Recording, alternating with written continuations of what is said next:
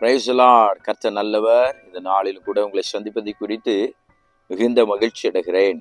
எதிரிகளை குறித்து கவலைப்படாதீங்க, பிசாசை குறித்து கலங்காதீங்க.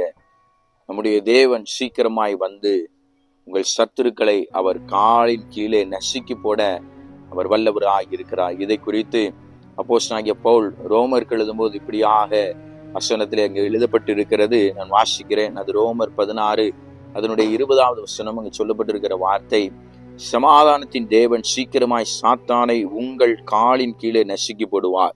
நம்முடைய கர்த்தராகிய இயேசு கிறிஸ்துவனுடைய கிருபை உங்களுடனே கூட இருப்பதாக. ஆமென்.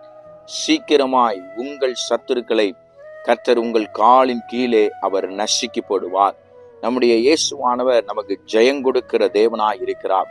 உங்கள் குடும்பத்திலே, உங்கள் தொழிலிலே, உங்கள் வருமானத்திலே யார் என்ன செய்தாலும் சரி, எதுவுமே வாய்க்காதே போகும்.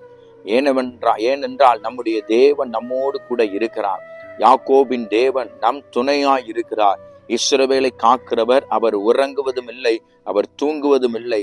சீக்கிரமாய் உங்கள் பகைவரை கர்த்தர் உங்கள் காலின் கீழே அவர் தோற்கடிக்க பண்ணுவார். கர்த்தரோ உங்களை ஜெயிக்க பண்ணுவார், உங்களை வாழ வைப்பார். இந்த வார்த்தையை கொண்டு உங்களை ஆசீர்வதிக்கிறேன். கர்த்தர் தாமே உங்களை ஆசீர்வதிப்பாராக. ஆமென்.